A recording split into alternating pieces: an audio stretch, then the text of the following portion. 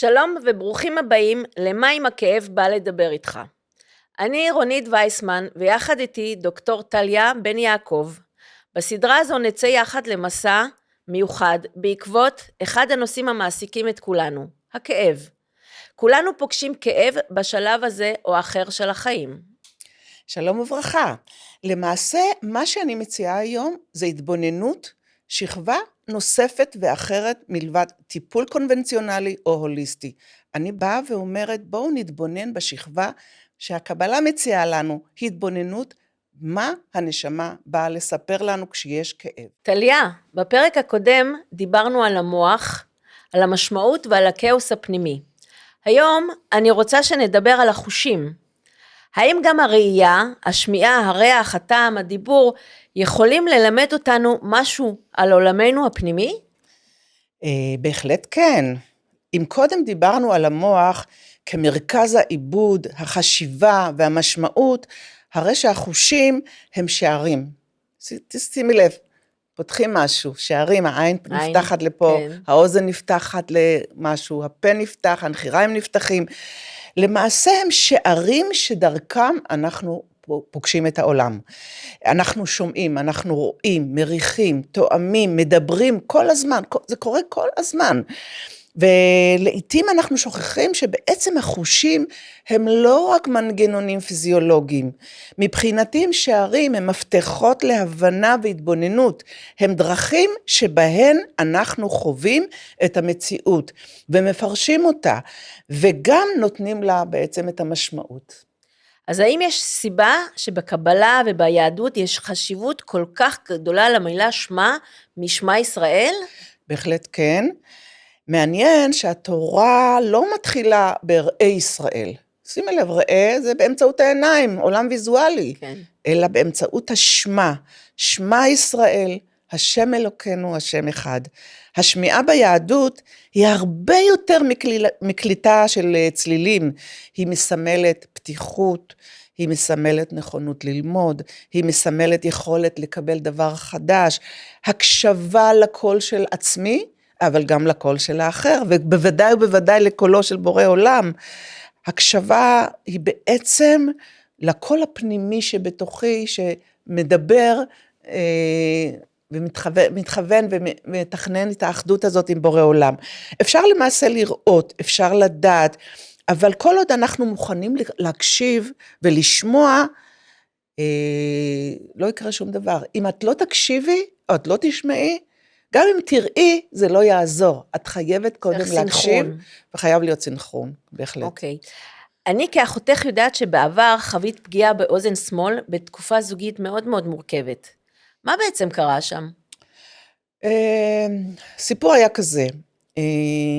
חיי הזוגיות שלי הראשונים היו מורכבים, מאתגרים, ובאמת באמת לא פשוטים. יום אחד, ממש ביום שמסרתי את עבודת התזה שלי של הדוקטורט, שהתעסק בקבלה ובפסיכולוגיה ובכל הדברים המעניינים האלה שאני מתעסקת היום בהם, חזרתי מהאוניברסיטה הביתה וחטפתי מכה מטורפת באזור הראש והאוזניים והצוואר. אותה תקופה אני הייתי במקום, עוד קודם, במקום של בלבול מאוד גדול. אני פחדתי, ידעתי שאני צריכה לעשות שינוי, לצאת לדרך חדשה, לא רק בשבילי, בשביל כל המשפחה. פחדת למעשה לעשות אבל משהו. אבל פחדתי ממש לעשות משהו. ואז, כשנפגעתי באוזן שמאל, התחלתי לשאול שאלות.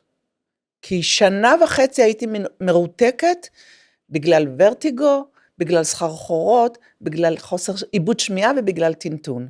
כל המכלול הזה בא לספר סיפור, ורציתי להתבונן בסיפור הזה, ורציתי לשאול שאלות, ובעצם שאלתי כמה שאלות. השאלות שלא שאלתי קודם. האמת שמשך שנים ידעתי ולא רציתי לשאול, פחדתי לשאול. לא שאלתי האם אני גרמתי לפגיעה. זאת לא הייתה השאלה. שאלתי האם אני מוכנה, האם יש משהו שאני לא מוכנה לשמוע? יכול להיות שיש משהו שאני לא רוצה לשמוע? האם יש ביקורת עליי שקשה לי לעכל אותה? האם יש התנגדות פנימית שלי לשינוי? האם אני מתעקשת להישאר במקום שכבר אולי לא מתאים לי? הפגיעה פתחה את השאלות. השאלות למעשה פתחו את ההתבוננות הפנימית שלי לעומק של כל הדברים האלה. אז האם מבחינתך יש הבדל בין פגיעה באוזן ימין לפגיעה באוזן שמאל? יש משמעות להבדלים האלה? אוקיי, מבחינה רפואית אין שום הבדל, לא ידוע לי לפחות, שיש הבדל בין אוזן ימין לאוזן שמאל, המבנה פחות או יותר אותו דבר, עד כמה שאני חקרתי ובדקתי, אבל ברמה הקבלית וברמה הסמלית יש. צריך להתבונן אחרת בין אוזן ימין לאוזן שמאל. בקבלה יש 3 קווים, קו ימין, קו שמאל וקו אמצע. וקו ימין קשור לחסד, לנתינה, קו שמאל קשור לגבורה, קשור לגבולות, ולפעמים צריך לשאול שאלות אחרות לכל צד. אוקיי, אז בואו נתחיל לשאול, מה מסמנת בעצם אוזן שמאל? אוזן שמאל דווקא את רוצה? בואי נתחיל עם אוזן ימין. בואי נתחיל. עם אוזן ימין, כי אנחנו תמיד נתחיל עם הימין, ואחר כך נתחיל, כי השמאל הוא מגביל, הימין הוא נותן. נתחיל עם הימין. אוזן ימין קשורה לצד החסד. חסד זה לקבל, לתת, להיפתח, לאהוב, יכולת לתת לדברים להיכנס, ואפשר לשאול שאלות. האם אני פתוחה לקבל? האם אני מסוגלת לקבל עזרה? האם אני מאפשרת לאנשים להתקרב אליי? האם אני קשובה לצרכים שלי? אלה השאלות שאפשר לשאול כשאוזן ימין נפגעת. ומה קורה עם האוזן שמאל? מה היא מסמלת לנו? אוזן שמאל זה גבולות, אוזן שמאל זה ביקורת, אוזן שמאל זה שיפוט, אוזן שמאל דיוק, יכולת להתמודד עם אמת, גם אם היא לא נעימה. יש לנו אמיתות, מצבים, הם לא נעימים, לא קל לנו בהם, אבל לא סתם אנחנו שם, ואנחנו צריכים להתבונן ולשאול. עכשיו השאלות הן כאלה שהייתי שואלת. 1, איזה ביקורת קשה לי לשמוע? 2, מאיזו אמת אני בורחת? איזה שינוי אני מסרבת לקבל? ושימי לב, לי היה שינוי שהייתי צריכה לעשות מזמן, וסירבתי לקבל את זה. כל פעם הבאתי תירוצים שונים, אבל סירבתי לקבל שינוי. והאם אני נוקשה מדי לעצמי? זאת השאלה החשובה, האם אני נוקשה מדי לעצמי? יש עוד שאלות שאדם יכול לשאול את עצמו כשמופיע פגיעה בשמיעה? כן. למשל, למה אני מתקשה להקשיב? את מי אני מפסיקה לשמוע? קורה שפתאום אנחנו מפסיקים לשמוע, קודם כל את עצמנו, אבל יכול להיות שאנחנו מפסיקים לשמוע את הסביבה שלנו. אנחנו פשוט לפעמים לא רואים את הילדים, את האחים, לא קשובים להם. ושאלת השאלות, האם אני קשובה לעצמי? האם אני חיה בדיאלוג פנימי בלתי נסבל? כל הזמן שאלות פנימיות, צד אחד אומר ככה, צד שני אומר ככה, זה דיאלוג פנימי שלא נגמר. ואני צריכה לשאול, מה בחיים שלי מבקש תשומת לב ואני לא נותנת לו? אלה השאלות החזקות. מעולה. טליה, בספר המעיין החתום, את כותבת שהאוזן אינה רק איבר שמיעה, אלא גם שער להקשבה ולקבלת מסרים.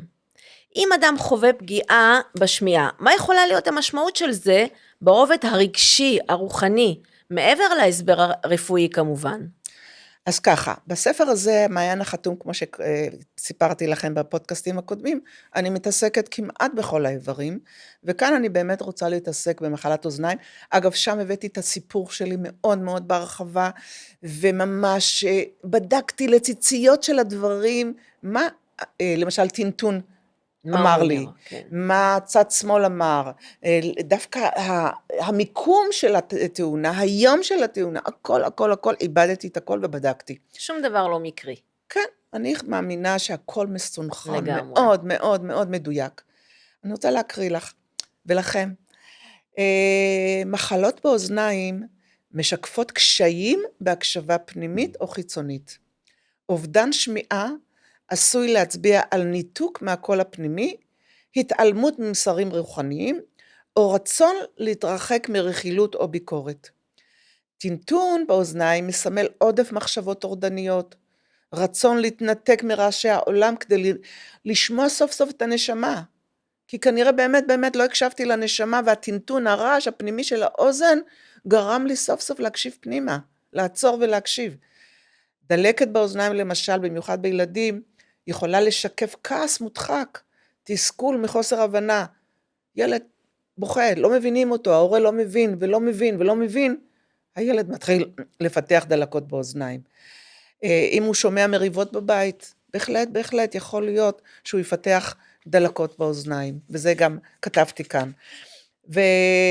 וורטיגו בעצם, מה שהיה לי, כן.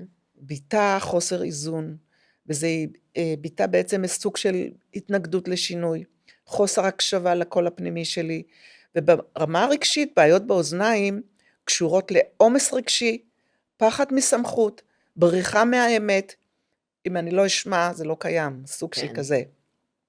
ברמת הנשמה, זה מרמז על חסימה בקליטה של הדרכה אלוקית. שימי לב, אנחנו מקבלים הדרכה כל הזמן. היקום מפזר לנו כל הזמן הנחיות והדרכות. אנחנו לא תמיד מבינים. אנחנו לא שומעים, לא מקשיבים, מה שדיברתי קודם על האוזניים. לא שומעים, לא מקשיבים, לא רוצים לדעת. את יודעת, אני מכירה למשל אישה מסוימת שהגיעה לגיל מבוגר, שתי אוזניים, היא לא רצתה לשמוע יותר את הסביבה, רצתה להתכנס בתוך עצמה, רצתה להיפרד בדרך שלה מהעולם הזה, וזה בסדר גמור, אבל הסביבה לא מבינה לפעמים מה קורה פה, והנה אנחנו כאן מקבלים הסבר מה קורה פה. אז נעבור עכשיו לעוד חוש, נעבור אל הראייה. אילו שאלות אדם יכול לשאול את עצמו כשהראייה נפגעת? אוקיי, קודם כל, כמו שתמיד אני אומרת, לכו לרופא, תבדקו. יכול להיות שיש בעיה רפואית באיבר, וקודם כל צריך לטפל בזה, קודם כל. אבל יש לנו את השכבה העמוקה יותר, ובשכבה העמוקה יותר, אני הייתי שואלת שאלות כאלה, מה אני לא רוצה לראות? מאיזו אמת אני מתרחקת? איזה עתיד מפחיד אותי? האם איבדתי חזון? האם אני מתבוננת במציאות כפי שהיא, או אולי אני פשוט מבלבלת אותה, או מראה לעצמי מציאות חדשה אחרת שלא קיימת בעצם. כן. אוקיי, טליה, בספר המעיין החתום, את מתארת את העיניים כשער להתבוננות פנימית וחיצונית. אם אדם חווה פגיעה בעיניים, בראייה, מה יכולה להיות המשמעות של זה ברובד הרגשי והרוחני, כמובן מעבר להסבר הרפואי? אוקיי, אני אקריא מה שכתבתי, ברשותך. מחלות בעיניים משקפות חסימות בראייה הרוחנית.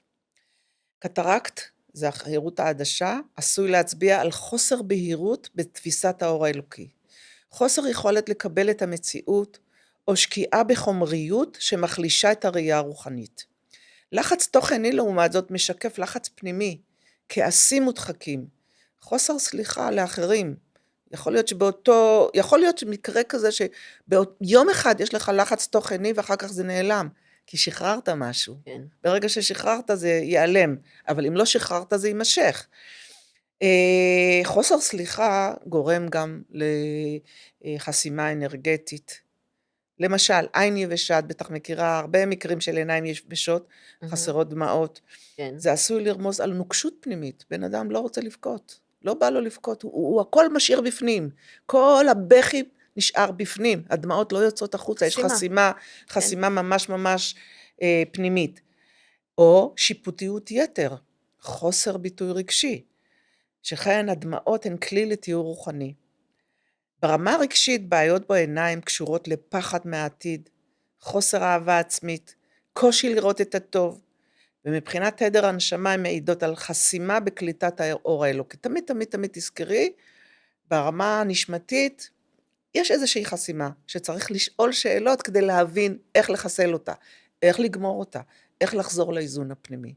אז בן אדם שלמשל, הדמעות לא יוצאות החוצה, יש לו כאב נוראי, וואלה, נתנו לנו דמעות, הדמעות לא סתם באו, והוא אומר, לא, אני לא יכול. אני לא רוצה עכשיו לבכות, לא רוצה שירחמו עליי, לא בא לי. חבל, וזה חבל באמת. וצריך כן להיעזר בסביבה, כן לבכות, זה חלק מהאיברים שקיבלנו, דברים שקיבלנו. אוקיי. תרשי לי לעבור איתך לעוד חוש, הריח. הריח הוא חוש מאוד מאוד מיוחד, תסבירי לנו למה. אני אתחיל עם איזשהו מחקר. שני פסיכולוגים, שהם גם חוקרים, רייצ'ל הרץ ב-1996 וורטיג אנגן גם כן ב-1996, ועוד חבורה של אנשים שכתבו יחד איתם את המחקר הזה. במשך שנים הם עשו מחקר שקשור לחוש הריח. ולא רק לחוש הריח, על הקשר שבין חוש הריח לזיכרון וגם לרגש. אחד הממצאים המרכזיים שלהם היה שזיכרונות מתעוררים בעקבות ריח. יותר מאשר הם מתעוררים בעקבות צליל, בעקבות מילה, בעקבות תמונה אפילו. כן. הם מצאו שכשאנשים נחשפו לריחות מהעבר שלהם, הזיכרונות היו יותר רגשיים, יותר אישיים, יותר מוחשיים, יותר קרובים, כלומר קשורים לילדות ולתקופות המוקדמות בחיים. את יודעת מה, אני אספר לך על עוד מחקר, רצו להכיר בני זוג אחד לשני, קשרו לכולם את העיניים, וביקשו מהם שלפי הריח יבחרו לעצמם בן זוג, ואנשים בחרו לפי הריח בן זוג או בת זוג, ומסתבר שהייתה שם התאמה. אלה שבחרו לפי הריח הייתה שם התאמה יותר גדולה מאשר קשר העין. זה דבר מעניין. אז בעצם איזה שאלות אדם שחוש הריח שלו נפגע יכול לשאול את עצמו? אוקיי. אדם שחוש הריח שלו נפגם, בעצם יש סיכוי שהוא איבד רגישות. ואז הוא צריך לשאול, האם איבדתי רגישות? האם אני קשוב לאינטואיציה שלי, או שאיבדתי את זה? האם אני מרגיש את החיים, או אולי איבדתי את התשוקה לחיים? האם אני מחובר למה שמתרחש בסביבה שלי, או אולי איבדתי את זה, אולי אין לי חשק יותר לכל זה? אלה השאלות בעצם. אוקיי, ועכשיו אנחנו נעבור לחוש נוסף, חוש הטעם. למה אנשים אומרים לפעמים, אני מרגיש שאיבדתי את הטעם לחיים? יש קשר בין החוש לאמירה הזו? השפה שלנו היא שפה עם המון משמעות. למעשה הטעם הוא לא רק טעם של אוכל. הטעם, השפה מלמדת אותנו שבעצם, כשאת אומרת, יש לי טעם לחיים, אין לי טעם לחיים, שימי לב למילים, אין לי טעם, יש לי טעם, אין לי תשוקה, או יש לי תשוקה לחיים. או למשל, אין לי חשק. שום דבר לא מרגש אותי יותר. הטעם הוא סמל למשמעות, סמל של הנאה, סמל של רצון בעצם לחיות. האם הטעם הוא רק עניין של הלשון, או שאפשר לומר שלעיתים אובדן הטעם משקף גם אובדן, שמחה, תשוקה או משמעות? למעשה, מבחינה פיזיולוגית, יש קשר בין חוש הטעם לחוש הריח. בדרך כלל, אנשים שאיבדו את חוש הטעם, גם יש להם אובדן של חוש הריח, קוראים לזה תיאטרונים. מבחינה רגשית, חוש הטעם קשור לשמחה, לסקרנות, לתשוקה, ולכן אפשר לשאול, ממה אני כבר לא נהנה?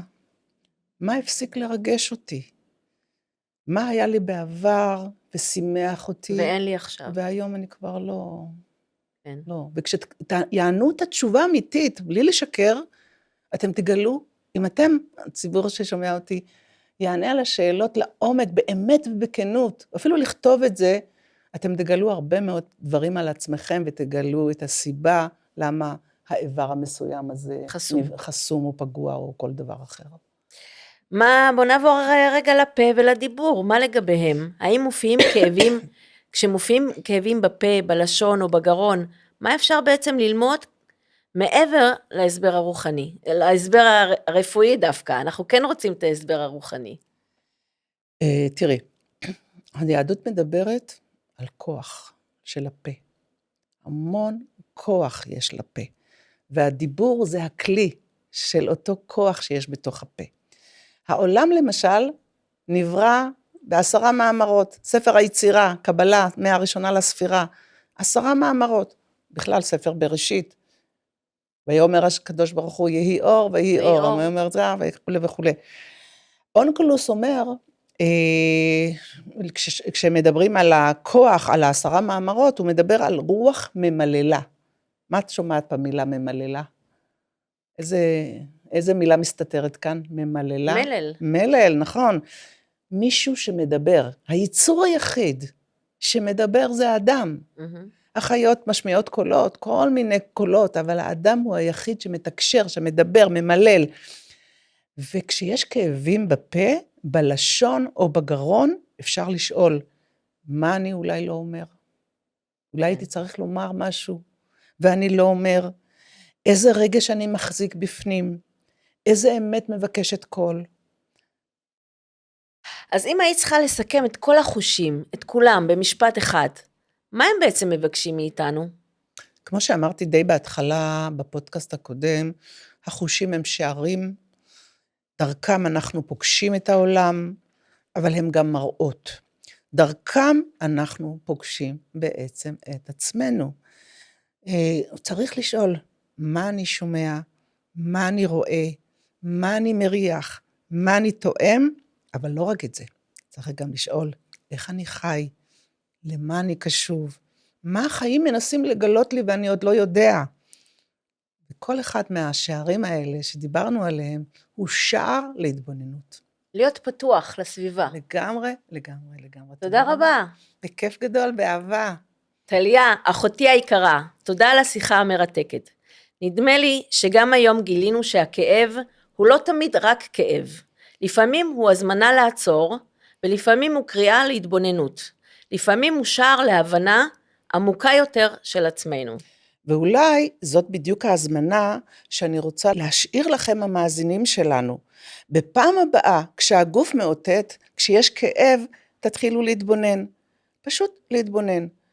לשאול את עצמכם מה הגוף או הכאב רוצה להגיד לנו. תודה רבה. תודה רבה.